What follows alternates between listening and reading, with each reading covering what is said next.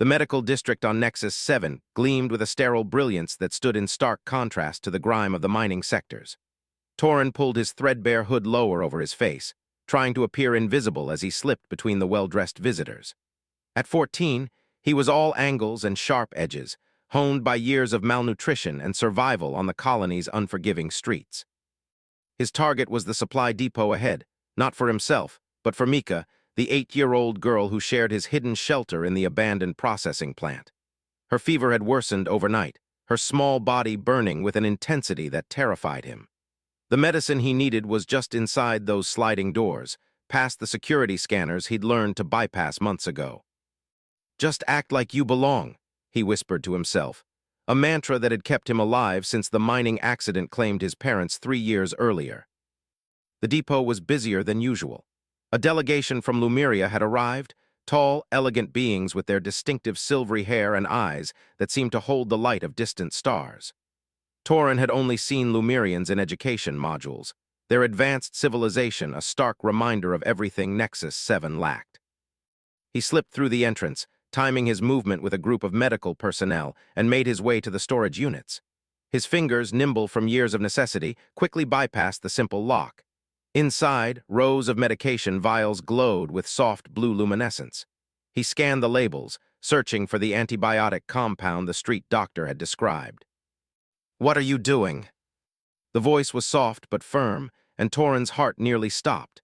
He turned slowly to find himself face to face with a Lumerian girl, perhaps his age or slightly older. Her platinum hair was intricately braided, and her deep violet eyes studied him with curiosity rather than accusation.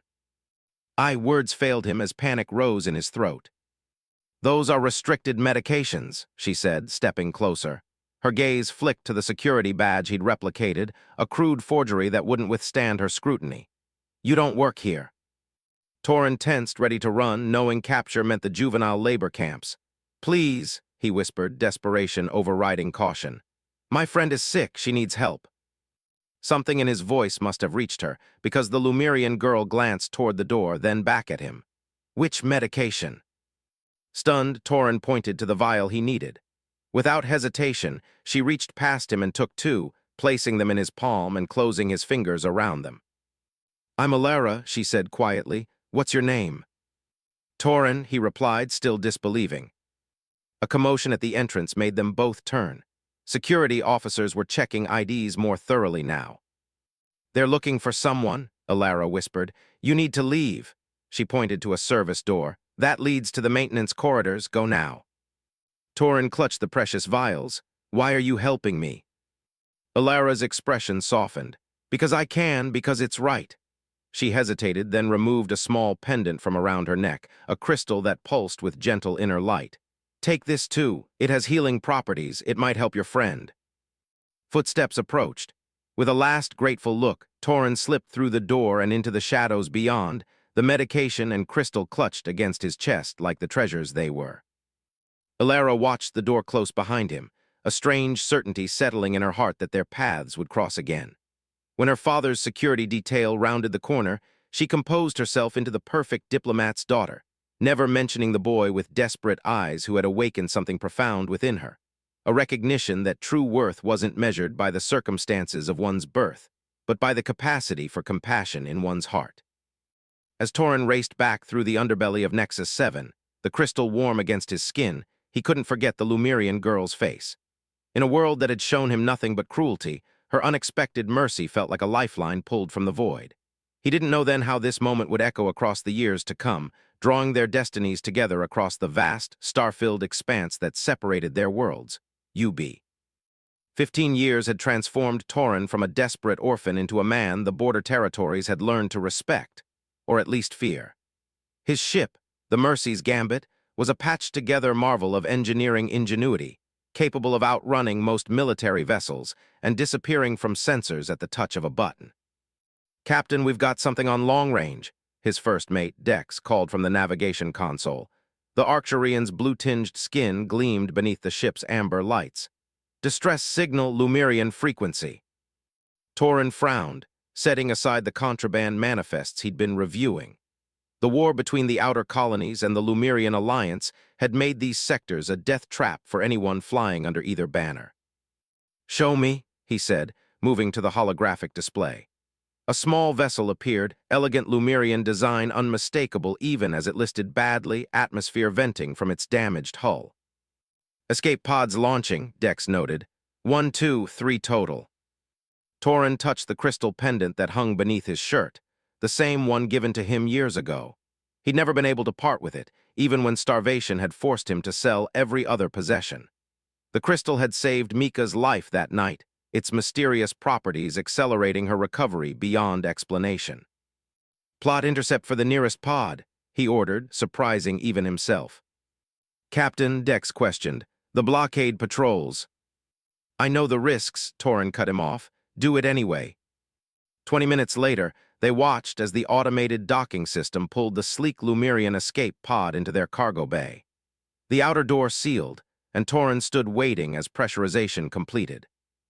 The pod's hatch slid open, revealing a slender figure in a smoke-stained diplomatic uniform. She stepped forward with unmistakable military bearing, one hand clutching a wound on her upper arm, the other holding a standard-issue pulse pistol aimed directly at Torin's chest. But it was her eyes, deep violet and unmistakable, that froze him in place. "Ilara," he breathed, the name surfacing from memories he'd buried long ago. Recognition flickered across her face, momentarily displacing her combat-ready stance. "Impossible," she whispered, lowering her weapon slightly. "Torin, the boy from Nexus 7. Before he could answer, the ship rocked violently, throwing them both against the bulkhead. "Patrol vessels," Dex shouted over the comm. 3 of them military-grade, closing fast. Torin grabbed Ilara's arm, steadying her. "Seems our reunion comes with complications. Questions later. Right now, we need to run." For a moment, she hesitated, 15 years of military training battling against trusting a known smuggler. Then she holstered her weapon with a decisive click. "My diplomatic codes might help." "Keep them as a backup," Torin replied, pulling her toward the bridge. "I've got better tricks." As they raced through the corridors of his ship, Ilara took in the patchwork of technology. Lumerian components alongside salvaged colonial tech, somehow working in harmony despite their incompatible origins. "You've done well for yourself," she remarked as they reached the bridge. "From petty thief to cargo specialist," he replied with a half-smile. "Smuggler," she corrected without judgment. The view screen showed 3 military vessels in pursuit, their weapon systems powering up. "Dex, engage the shadow drive," Torin ordered, dropping into the pilot's seat. The ship hummed as experimental technology, stolen from a research facility years ago, bent light around their hull. On the enemy scanners, the Mercy's gambit would seem to fragment into dozens of ghost signals before disappearing entirely. As they slipped past the patrol ships and into the cover of a nearby asteroid field, Ilara studied Torin's profile. The desperate boy had become a hardened man, with scars that hadn't been there before and eyes that had seen too much. Yet something in him remained unchanged, a core of decency she'd recognized all those years ago. "I have to reach Centauri Prime," she said finally. "The peace summit begins in 3 days. Without the information I carry, thousands more will die in this senseless war." Torin turned to her, his expression unreadable. "That's behind enemy lines now." "I know," she replied. "That's why I need someone who specializes in impossible deliveries." His fingers unconsciously found the crystal pendant at his throat. "I suppose I still owe you for that medicine," he said softly. Ilara's eyes widened as she recognized the crystal. "You kept it," she whispered, "all these years." "Some debts," Torin said, setting a course deeper into the asteroid field, "take a lifetime to repay." The Mercy's gambit drifted silently in the shadow of a massive ice moon, its systems running on minimal power to avoid detection. In the ship's small galley, Torin poured 2 cups of synthetic coffee, sliding one across the table to Ilara. "Your proposal is suicide," he said bluntly. "The Centauri blockade has 20 warships, automated defense platforms, and scanner nets that can detect a dust particle." "And yet smugglers still get through," Ilara replied, tracing the rim of her cup. "Your reputation suggests you're one of them." Torin leaned back. "What exactly are you offering in return?"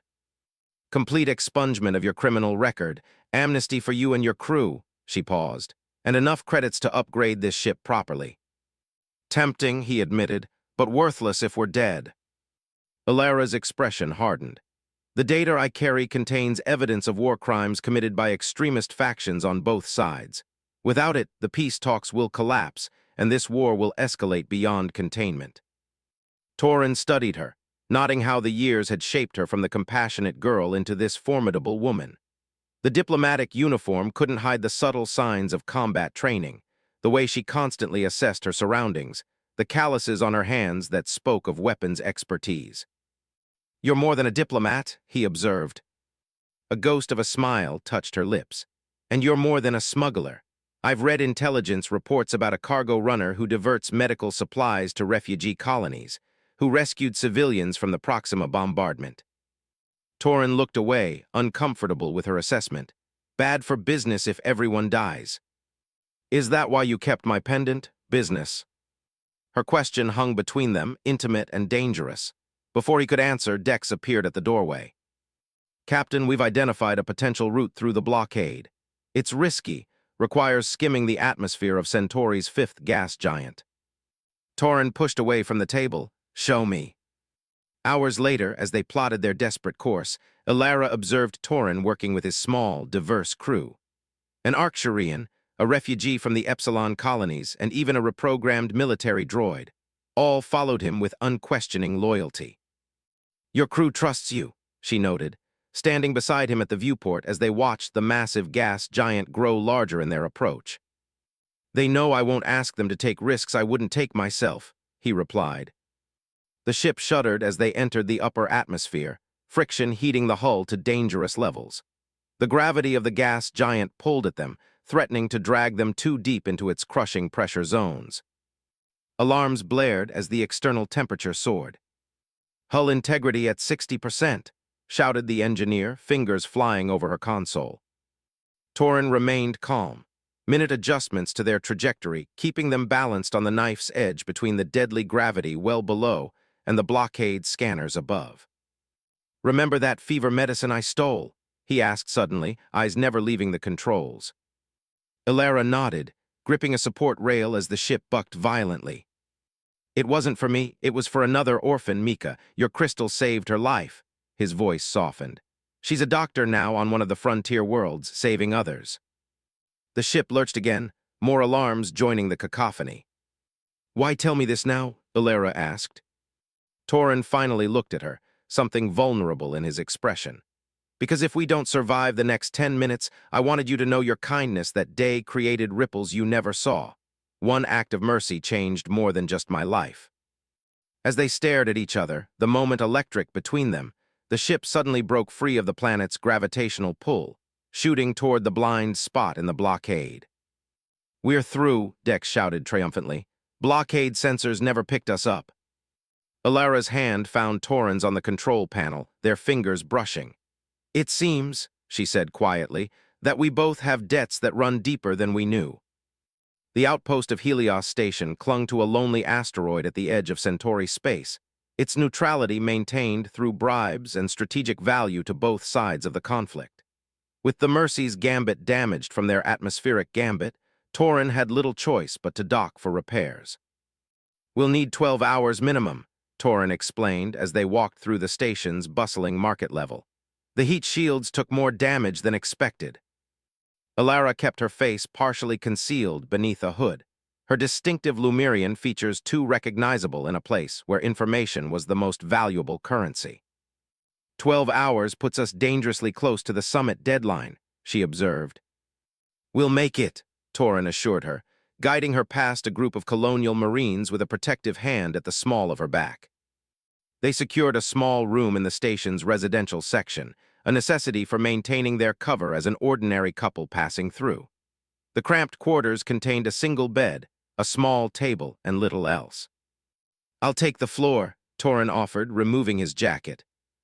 Alara stood by the viewport, watching ships come and go. "Your nobility is surprising for a man in your profession." "My profession requires pragmatism, not cruelty," he countered, setting his blaster within easy reach. As night cycle dimmed the station's lights, They shared a simple meal from the market, and Alara finally asked the question that had lingered between them. After Nexus 7, why did you choose this life? With your skills, you could have joined the military, the merchant fleet, legitimate options. Torin was quiet for a long moment. The system failed me, failed Mika, failed thousands like us. Playing by their rules meant accepting that some lives matter less than others. His eyes met hers. Something I learned isn't true, thanks to a Lumerian girl who once saw value in a starving thief. The intimacy of the small room seemed to intensify as Alara moved to sit beside him. And now, when this war ends. If it ends, he corrected. When, she insisted, her hand finding his. What will Captain Torin do in peacetime? He looked down at their joined hands, the contrast between her perfect skin and his scarred knuckles. I haven't thought that far ahead. Perhaps you should, she whispered, leaning closer. The kiss, when it came, felt inevitable, a culmination of 15 years of separate journeys, somehow always leading back to each other. Her fingers threaded through his hair as his arms encircled her waist, pulling her closer. Later, as they lay tangled in the narrow bed, her head resting on his chest, Torin traced patterns on her bare shoulder. The crystal pendant he had worn for so long now nestled between them. It's strange, Alara murmured, her fingers trailing over a scar on his ribs. In all my diplomatic training, they taught us that differences between worlds create inevitable conflicts. Yet here we are. Breaking all the rules, he finished, placing a kiss on her forehead. Their moment of peace shattered as Torin's communicator buzzed urgently. Dex's voice came through, tense and low. Captain, we've been betrayed. Colonial Special Forces just docked. They're searching for a Lumerian diplomat. Torin was on his feet instantly, tossing Alara her clothes. How long do we have? Minutes at most, Dex replied. The ship's not ready, half the systems are still offline. Alara dressed quickly, her military training evident in her efficiency. We need a diversion, she said, checking her weapon. Something to draw them away from the docking bays. Torin pulled her close for one more fierce kiss. I have an idea, but you won't like it. Her eyes searched his, understanding dawning. No, Torin. Get to the ship, he instructed. I'll create enough chaos to keep them busy, then join you. Before she could protest further, he was gone, slipping into the corridor with the natural stealth of a man who had survived by remaining unseen. Alara stood alone in the room, the warmth of his touch still lingering on her skin, as alarms began to sound throughout the station. The Mercy's Gambit hovered at the edge of Centauri Prime's atmosphere, its damaged systems struggling to maintain stealth mode. On the bridge, Alara paced, her composure fraying with each passing minute. We should have waited for him, she said for the 10th time. Dex shook his head. Captain's orders were clear. If he didn't make it back in 20 minutes, we proceed to the drop point. The Arcturian's tone was sympathetic but firm. He knew the risks. The distraction Torin had created on Helios Station, a spectacular sabotage of the Colonial Forces transport vessels, had given them the precious minutes needed to escape. But Torin himself had not made it back to the ship before they were forced to depart. We're approaching the coordinates for the summit, the navigator announced. Alara steeled herself, pushing personal feelings aside as her diplomatic training took over. The mission had always been the priority, the chance to end a war that had claimed millions of lives. Take us in, she ordered, her voice steady despite the ache in her chest. The planetary defense grid detected them almost immediately, weapons locking on as communications channels burst to life with demands for identification. Alara transmitted her diplomatic codes, holding her breath as verification protocols ran their course. Finally, the weapons systems powered down, and an escort of Lumerian vessels appeared to guide them to the summit location. As they descended toward the gleaming diplomatic complex, emergency alerts blared across all channels. Colonial warships had been detected approaching the planet, a surprise attack aimed at disrupting the peace talks. They must have extracted information from Torin, Dex said grimly. Alara's hands clenched. No, he wouldn't break. Her mind raced, putting the pieces together. They were tracking us. There must have been a beacon planted during the repairs. On the surface, chaos erupted as diplomats and officials scrambled for safety. Alara transmitted her critical data to the summit's secure servers, ensuring the evidence of war crimes would reach those who needed to see it. But as she prepared to join the evacuation, a familiar signature appeared on the tactical display, the unique energy pattern of the shadow drive technology Torin had perfected. "It's him," she breathed, hope flaring. "He's alive." The small craft was heavily damaged, barely maintaining flight as it weaved through the colonial attack ships, drawing their fire. Torin was creating another diversion, she realized, sacrificing himself to protect the summit and give the peace process a chance. Without hesitation, Alara commandeered a defensive fighter from the diplomatic security forces. Ignoring the shouts of protest, she launched, heading directly into the heart of the battle. "Torin," she called over an open channel, "I'm coming to you, hold on." His voice came back, weak but determined. "Alara, stay back. This was always how it had to end, my choice." "Not without me," she replied, her fighter accelerating toward his failing craft. Using her diplomatic override codes, she activated the planetary defense grid, reconfiguring it to target the colonial warships while creating a safe corridor for Torin's descent. As his ship limped toward the surface, trailing smoke and debris, Alara's fighter took hit after hit, protecting him until they both crashed in a remote area kilometers from the diplomatic complex. She pulled him from the wreckage, his body broken but his spirit intact.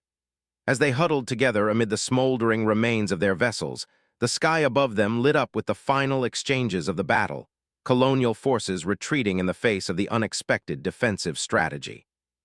"You should have left me," Torin whispered, blood trickling from the corner of his mouth.